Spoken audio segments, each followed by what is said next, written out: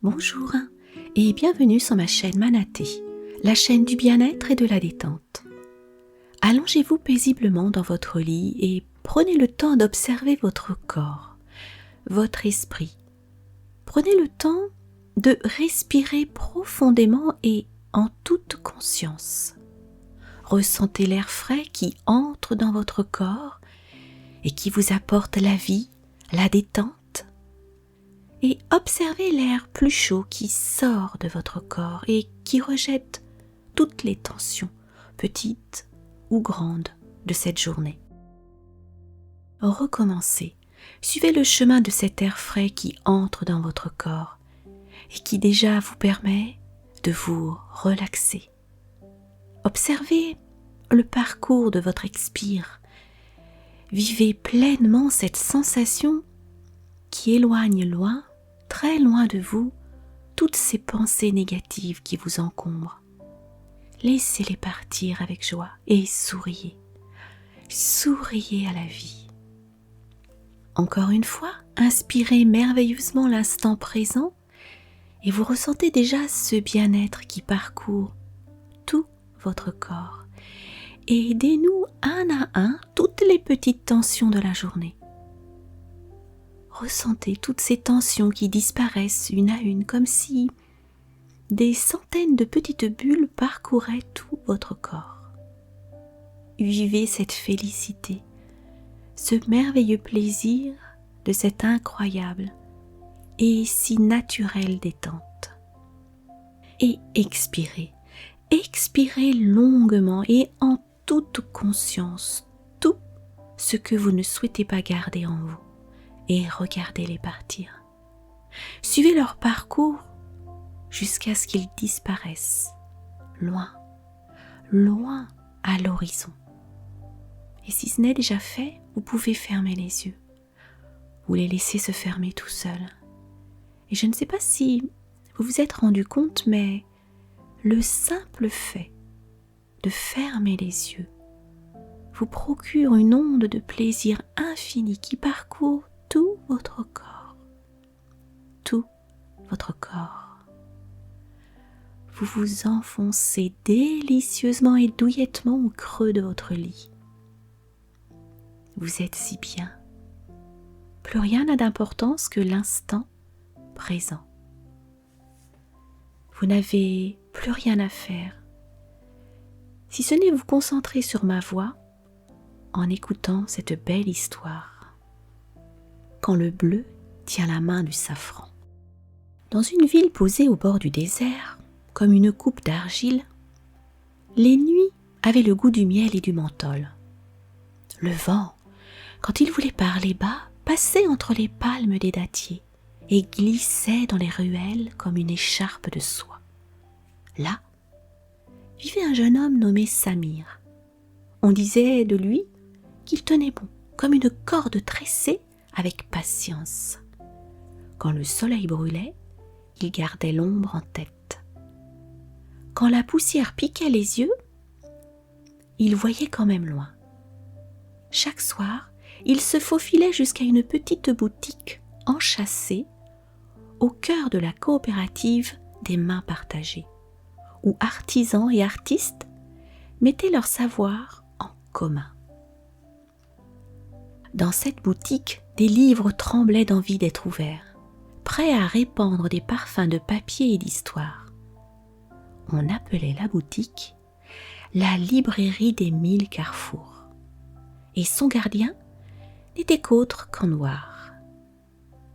Un libraire aux cheveux poivre et sel, au regard clair comme une eau qui sait écouter les pierres. En noir comptait, on l'écoutait. Parfois, ses contes semblaient déplier une étoffe invisible au-dessus des têtes, une étoffe où la lune se blottissait comme un chat. Samir aimait ces soirs-là, surtout quand, en noir, parlait d'un esprit du vent matinal, enfermé depuis des générations dans une amphore scellée sous la ville.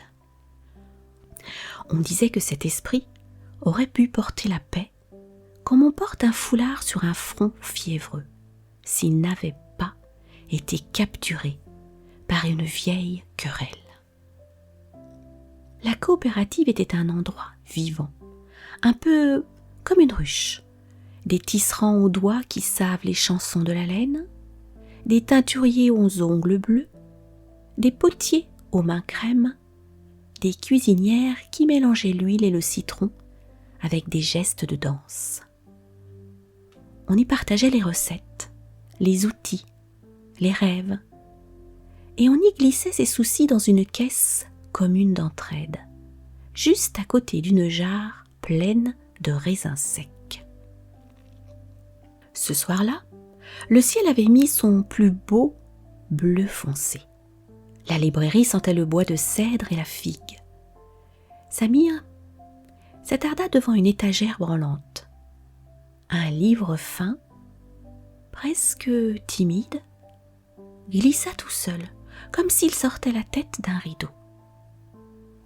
Sur ses marges, des dessins à l'encre tremblaient, des lignes de dunes, des flèches, une petite clé figurée et des étoiles comme des graines de sésame. Samir sentit son cœur battre plus vite, comme si l'objet respirait avec lui. Anouar leva les yeux de derrière le comptoir. « Entre, Samir, les histoires ont besoin de pas légers, » dit le libraire avec un sourire. « Je veux apprendre à libérer, pas à enfermer, » murmura Samir, les doigts posés sur la couverture. On libère un esprit comme on défait un nœud de peur, pas avec les dents, mais avec la patience du cœur, répondit un noir. Je tiendrai bon, dit Samir, même si les portes ne sont pas visibles, je frapperai au bon endroit. Alors écoute, ajouta un noir, il y a sous nos pieds un lieu où l'air chante, et là-bas, un esprit attend les mots justes. Le libraire étala un tapis de récits. Il raconta la ville quand elle était plus jeune, où deux familles de la coopérative s'étaient opposées à propos de teintes. L'une jurant que la paix avait la couleur du safran, l'autre du lapis-lazuli. La dispute avait duré sans fin, et les voix, en grimpant comme des flammes, avaient attiré l'esprit du vent. Il avait voulu apaiser, s'était fait prendre dans un piège de voies et de promesses tordues, puis enfermé dans une amphore cachée. On dit que tout objet scellé par la rancune devient plus dur que le cuivre. Samir écouta. Dans sa poche, il avait seulement 3 figues sèches et un caillou plat qu'il caressait lorsqu'il réfléchissait. Le caillou l'aidait à se rappeler que la patience avait aussi une surface lisse. En feuilletant le livre aux marges étoilées, il aperçut un détail, une coopérative dessinée comme la sienne, avec un petit cercle dans le coin d'un entrepôt et des lettres filiformes. Des portes invisibles s'ouvrent à ceux qui partagent plus qu'ils ne prennent. Cette phrase tintinabula dans son esprit comme une cuillère sur un verre. Il se tournait déjà vers un noir, décidé comme une voile qui trouve un vent. Si des portes invisibles existent, elles ne sont pas fermées pour toujours, pensa-t-il très fort, comme pour se donner de l'élan. En noir, qui avait l'habitude de voir les pensées levées comme du pain, prit une lampe à huile, en ajusta la mèche et posa la main sur l'épaule du garçon. Samir se sentait grandir et se rapetisser à la fois, comme on devient plus précis à force d'être attentif.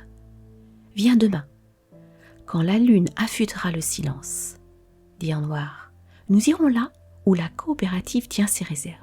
Tes pas, mes livres et nos 2 cœurs bien accordés, cela suffira peut-être à frôler la serrure que personne ne voit. » Samir rentra chez lui par une ruelle qui sentait le pain chaud. La ville coiffée de lumière l'accompagnait. Il se coucha sans sommeil long, rêvant de portes sans gonds, de clés faites de sourires et d'un souffle emprisonné qui lançait des regards de vent à travers des parois de terre cuite. Le lendemain, la coopérative des mains partagées se gorgea d'activité. On cardait la laine comme si on peignait des nuages. On roulait le couscous comme si on sculptait les grains de la lune. Samir aida à porter des corbeilles, à compter des pains, à accrocher des lanternes. Il connaissait la coopérative par ses odeurs et par ses ombres. Cette jarre-là sentait la coriandre. Cette table-là avait une écharde qui piquait les genoux. Quand la nuit vint, Anouar et Samir se glissèrent entre les sacs de blé dans l'entrepôt. La lampe à huile dansait une petite danse, projetant sur les murs des silhouettes d'animaux qui n'existaient pas. Le sol, ici, vibrait d'un secret, comme une membrane tendue. Samir posa la main dessus et sentit quelque chose, une musique presque, un chant retenu. « Halte ! Qui va là ?» lança une voix, sans méchanceté, mais avec l'habitude de garder. Le garde de la coopérative, un homme aux moustaches finement taillées et au regard plus vif qu'il ne voulait l'avouer, apparut entre deux piles de poterie. Il tenait une lanterne qui éclaira Samir et Anouar, figés une seconde comme des chats pris la patte dans le pot de confiture. « Nous ne prenons rien, » dit Samir, « juste la route d'une histoire. »« Regarde nos mains, elles ne serrent que la flamme et le livre, » ajouta Anouar, en inclinant la lampe pour que la lumière rassure. « Les portes ici n'aiment pas le bruit, » répondit le garde en s'approchant, « et je n'aime pas les portes qui grincent sans raison. »« Alors, aide-nous à leur parler doucement, » répondit Samir, les yeux brillants de cette audace qui ne veut pas blesser. Le garde plissa les yeux. On l'appelait Rayhan. Il avait été soldat plus jeune et avait gardé de ses années l'art de se tenir droit. Depuis, il veillait sur la coopérative comme on veille sur un jardin, sans tirer sur les feuilles pour qu'elles poussent. Il était venu là parce qu'il avait entendu des rumeurs et parce qu'on lui avait glissé à l'oreille que certaines caves cachaient plus que des denrées. Samir sorta de sa poche ses 3 figues sèches. Il en offrit une au garde, une à Anouar, en garda une, et fit signe vers la caisse d'entraide, posée sur une planche. Il y déposa la sienne en souffle et en geste, comme on jette une graine. Anouar, à son tour, glissa une pièce dans la caisse. « Pour que les mains qui manquent de pain n'attendent pas, » dit-il à voix basse. Alors, le sol répondit, pas un grondement, pas une secousse, juste un frémissement, comme un chat qui s'étire. La poussière désigna une ligne plus claire, un cercle fin, et au milieu, un point brillant se mit à clignoter comme une luciole décidée. Samir inclina la lampe. Cela ne ressemblait pas à une trappe, ni à un couvercle, plutôt à une soif d'histoire et de gestes. Anouar posa le livre aux marges étoilées sur le cercle. Les dessins frémirent, puis un courant d'air monta, tiède, sentant la menthe sauvage et l'argile. La porte invisible venait de se désaltérer. Elle s'ouvrit, comme on ouvre un souvenir, sans bruit, mais avec un petit tremblement des cils. Un escalier apparut, taillé dans le sel du temps. Rayhan, surpris, murmura quelque chose qu'il ne répéta pas en voyant la marche que le premier pas avait appelée. « Ce que vous cherchez, dit-il enfin, peut-être n'aime ni l'ordre ni le désordre. Mais moi, je ne laisse pas descendre des gens seuls là où je ne suis jamais allé. » Il prit la lanterne, la leva et devint le premier à poser le pied sur la pierre. Anouar et Samir le suivirent. L'air se fit plus frais, plus rond. Le silence n'était pas silence. C'était une langue qu'ils ne connaissaient pas encore. Sur les murs, des fresques racontaient des caravansérails, des dromadaires riant presque, des visages qui se superposaient à d'autres visages, comme si la pierre avait des souvenirs qui se regardent par-dessus l'épaule. Samir, tout en descendant, comptait ses respirations pour ne pas perdre sa bravoure. La dernière marche les amena devant une porte qui n'avait pas de cadre, mais un souffle. On aurait dit un voile tiède entre deux pièces d'air. Anouar posa la main à hauteur du cœur. Samir fit de même. La porte se laissa traverser comme une note de musique que l'on entend mieux de l'autre côté. Ils entrèrent dans une salle ronde, avec des niches remplies d'amphores, comme des grandes jarres couchées sur les côtés. Et au centre, une colonne creuse où descendait un courant d'air lumineux. Rayyan posa sa lanterne et siffla d'admiration, un sifflement qui n'avait rien de militaire. Sur la colonne, des symboles épicés, des petits éclairs gravés, peut-être des initiales de l'esprit. Samir sentit le chant retenu qui prenait de l'ampleur. Ce chant s'était battu contre le silence sans s'y perdre. Au pied de la colonne, une amphore plus simple que les autres tenait sa place comme une pierre de gué au milieu de l'eau. Elle avait été scellée non par du plomb, mais par une tresse de fils de soie, de laine, de cheveux, de promesses et de colères anciennes. Un nœud, oui, mais un nœud qui essayait de se faire oublier. La lampe d'Anouar éclaira le visage de Rayyan. Une curiosité jeune y reposait, qui faisait oublier la moustache et le front têtu. Samir s'accroupit, posa son caillou plat à côté de l'amphore, puis ferma les yeux. Il se souvenait de ce que le libraire avait dit. On défait un nœud de peur avec la patience du cœur. Alors il ne tira pas. Il n'approcha même pas les doigts. Il chuchota, avec cette forme de respect qu'on a pour l'eau qu'on veut boire. « Qui me cherche ?» souffla une voix qui venait du fond de la matière comme l'odeur du pain vient du four. « Nous venons en amis, » dit Samir, sans ouvrir les yeux, le front penché comme on fait des excuses à quelqu'un qui attend depuis trop longtemps. « Pas pour te commander, pas pour te marchander, » ajouta Anouar, portant sa voix comme on porte un bol d'eau. « Que brise le fer et soigne la plaie ?» demanda la voix. Elle n'avait pas la dureté de l'énigme, elle avait cette douceur que la patience apprend. « La paix !» répondit Samir après un temps, et sa réponse fut comme une pierre posée exactement à l'endroit où le pont manque. Le nœud trembla. Tout autour, l'air prit des allures de tissu. On sentait des frissons comme une main passe sur un velours. Rayyan se redressa. Il n'avait pas tout compris, mais il comprenait l'essentiel. Ici, on ne s'imposait pas avec des clés de fer. Il regarda le nœud, se demanda s'il pouvait aider. Il se souvint de choses qu'il n'aimait pas se rappeler, des ordres reçus sans explication, des portes forcées, des regards qu'on ne lui avait pas appris à rencontrer. Anouar s'adressa à la salle, comme à une assemblée invisible.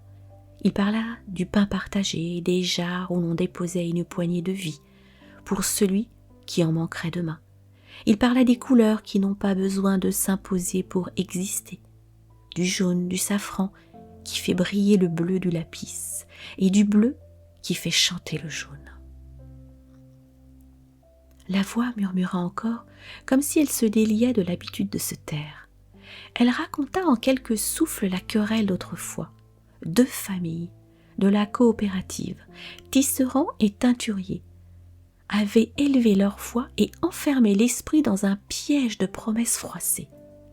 La tresse qui scellait l'amphore avait été faite avec un foulard prêté par une mère, un fil de l'écharpe d'un autre, des mèches de cheveux de ceux qui juraient de ne pas céder.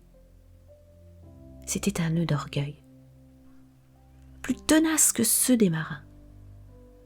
Rayyan fit un pas vers l'amphore. Il le fit comme un homme qui décide d'apprendre une langue nouvelle. Il posa 2 doigts sur le nœud, sans tirer. Il les retira aussitôt comme si l'objet avait sa propre température. Il était venu ici aussi pour autre chose, et Samir le comprit en le regardant. Le garde avait peut-être reçu de la bouche d'un surintendant une consigne, fouiller les caves. confisquer ce qui semblait précieux, protéger les recettes en les enfermant dans des coffres. Mais le vent racontait autre chose. Il parlait de partage qu'on ne comptait pas avec des abats, de richesses qui ne s'enfermaient pas. La voix, plus douce encore, proposa une condition à sa libération, que ceux qui avaient fait le nœud sortent de leur orgueil, comme on sort d'un vêtement devenu trop étroit, et que l'on fasse en haut une assemblée qui ne sente ni la poudre ni la peur, mais le cumin et le rire. Ryan, soudain décidé, prit une inspiration qui fit lever sa poitrine comme une voile qui trouve une brise. Il se tourna vers Samir, vers un noir, vers l'amphore, et dans un souffle, se reconnut à lui-même.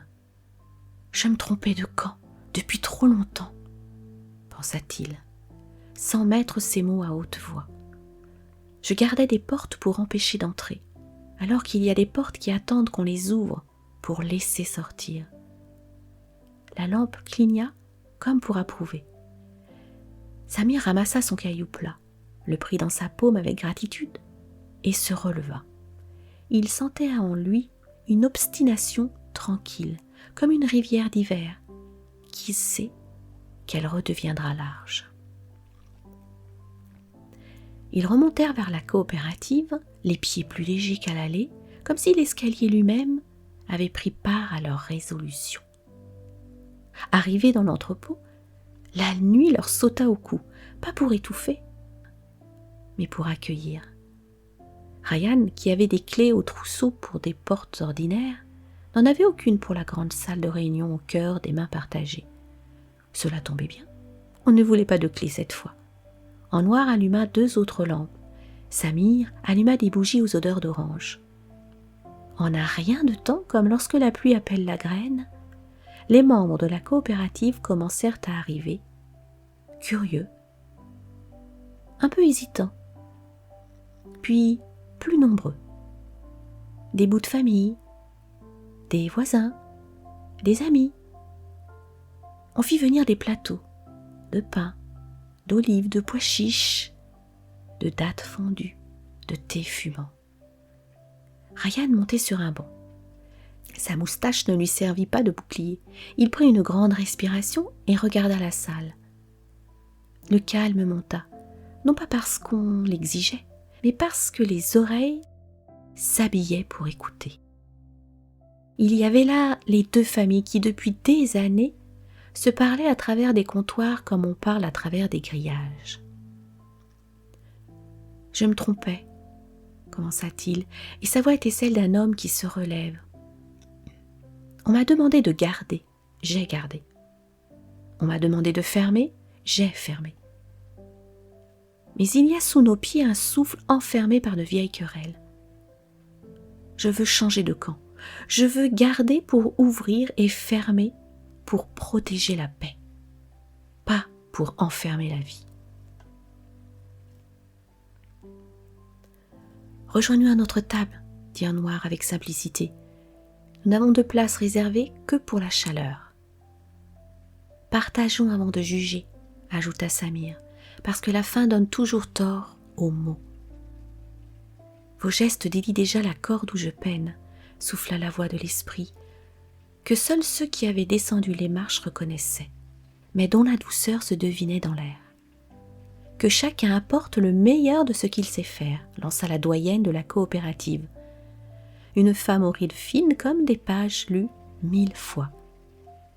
Apportez des couleurs, des recettes, des contes, des vérités qui ne piquent pas.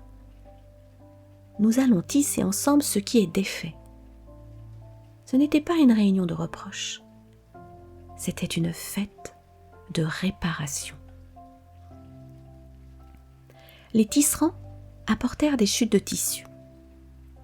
Les teinturiers versèrent un peu de bleu dans un bol de safran, et on s'émerveilla de voir une autre nuance éclore, un vert qui n'existait pas la veille. On posa sur la table les fils de rancune. On les reconnut pour ce qu'ils étaient, des peurs qui avaient pris la forme de certitudes. Les enfants, sentant que les adultes faisaient quelque chose d'important, se tinrent tranquilles tout en faisant semblant de ne pas regarder. Les hommes rieurs et les femmes au grand cœur laissèrent tomber de leurs épaules des manteaux d'orgueil, et la salle se réchauffa encore. Ryan, qui avait vécu des ordres coupants, goûta ici des demandes douces. Il confessa qu'on lui avait soufflé, ces derniers temps, de surveiller la coopérative de près et de fermer la réserve si quelque chose paraissait dangereux. Il ne prononça pas les noms. Il ne chargea personne. Il fit de sa confession un pont et non un fossé. Lorsqu'on eut mangé, lorsqu'on eut parlé sans se presser, on se leva à tour de rôle pour dire ce qui peut l'être sans humilier. On s'accorda sur des rendez-vous pour choisir ensemble les teintes, sur des éclats de rire pour désamorcer les bouillants, sur des graines d'oreille à arroser chez les plus impatients. La paix. Ce soir-là, s'asseyait à toutes les chaises, changeait de genoux de temps en temps, essayait une tasse, puis une autre, souriait de voir qu'on lui faisait de la place. En dessous, quelque chose se passa, l'amphore secoua un vieux cauchemar et s'étira.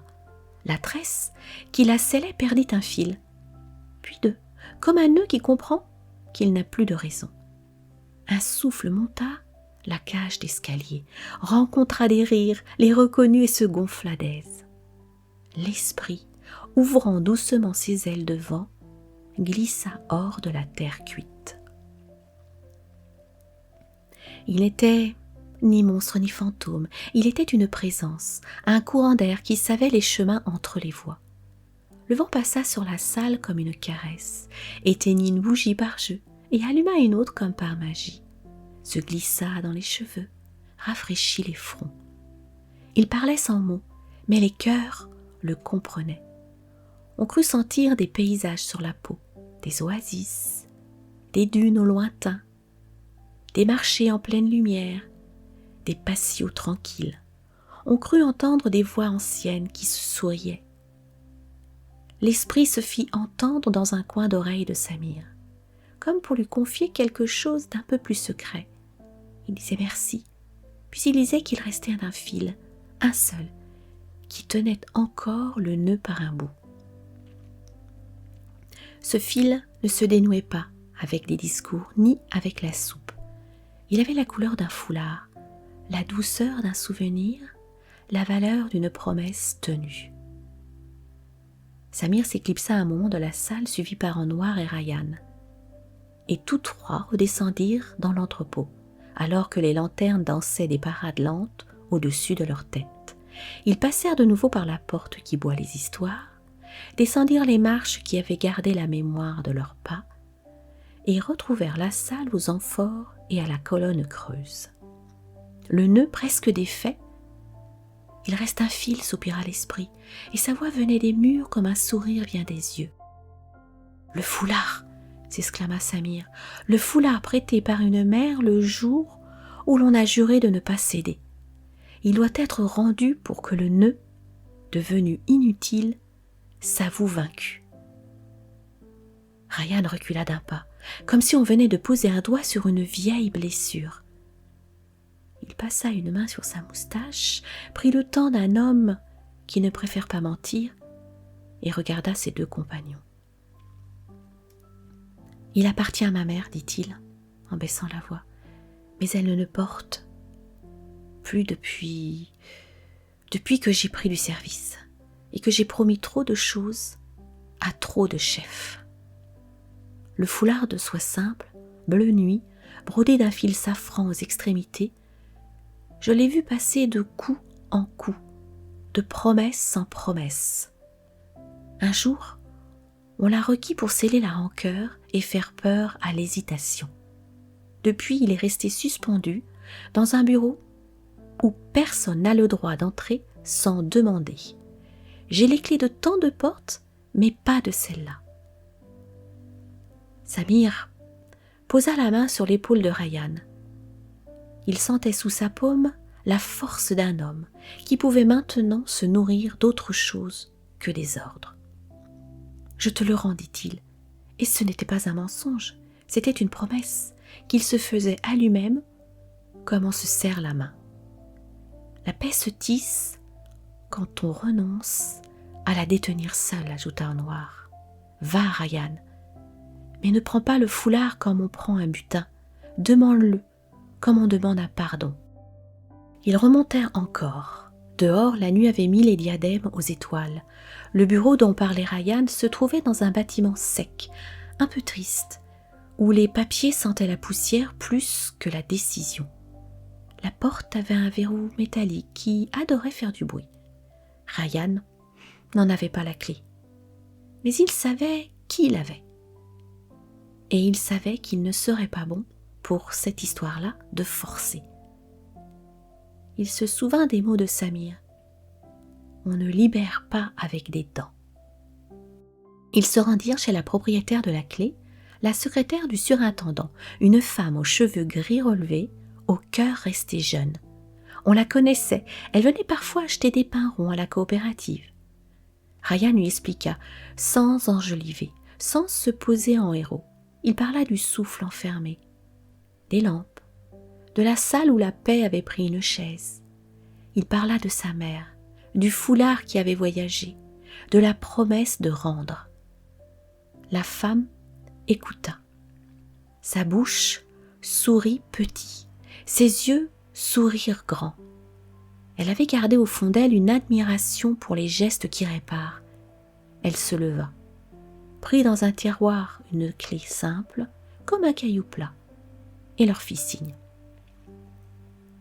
On traversa des couloirs où l'on entendait les pas comme des gouttes. On entra dans le bureau aux murs trop blancs.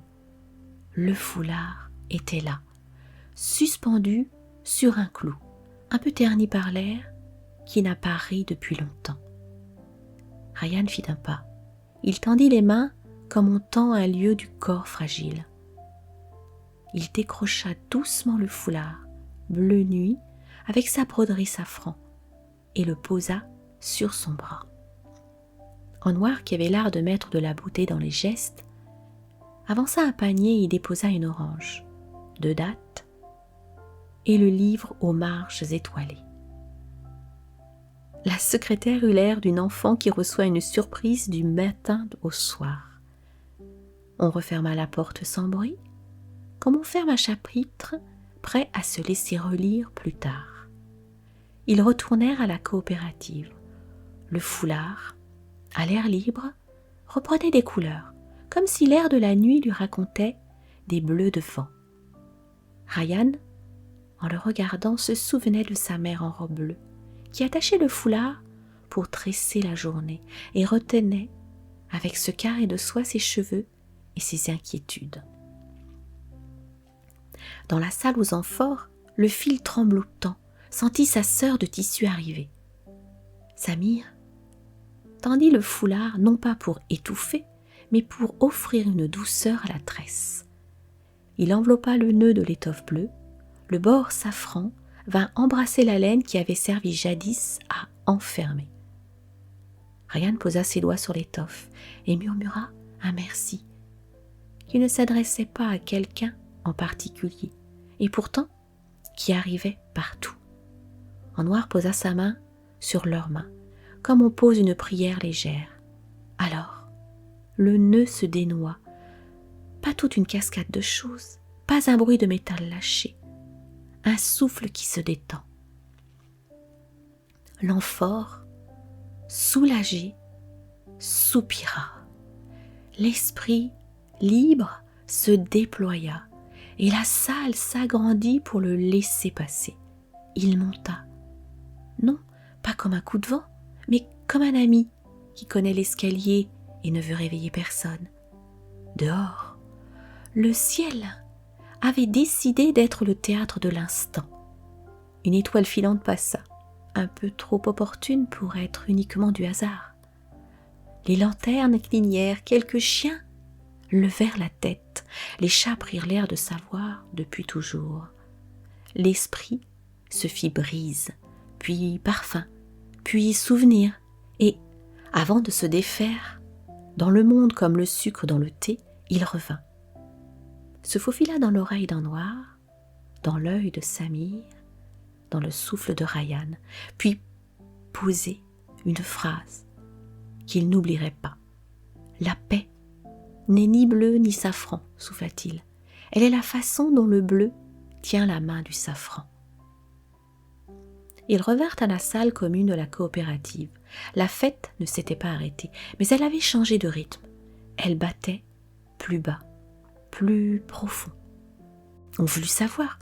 On ne demanda pas de preuves. On sentit que quelque chose de léger venait de se poser sur la ville, comme un oiseau sur une branche qui accepte enfin de se reposer. Rayhan, portant toujours le foulard sur son bras, prit le chemin de la maison de sa mère. Elle habitait une petite cour où une vigne grimpait comme un poème. Elle n'avait pas entendu le tumulte. Elle avait entendu l'heure. La porte s'ouvrit. Sa mère, peau fine comme une page tournée, souvent, parut. Et il y eut entre eux le silence qui sert d'aimant aux paroles importantes. Rayhan leva les mains. Le foulard pendait. La broderie safran brillait. Pas beaucoup, mais juste assez. « Maman, dit-il, je te le rends. » Elle prit le foulard avec la lenteur qui rend les gestes robustes. Elle le porta à son visage, ferma les yeux et respira dedans comme on mange un fruit. Puis, elle sourit à son fils, avec ce genre de sourire que le temps met des années à construire. Elle noua le foulard autour de ses épaules. Il la réchauffa comme on réchauffe une idée qui en avait besoin.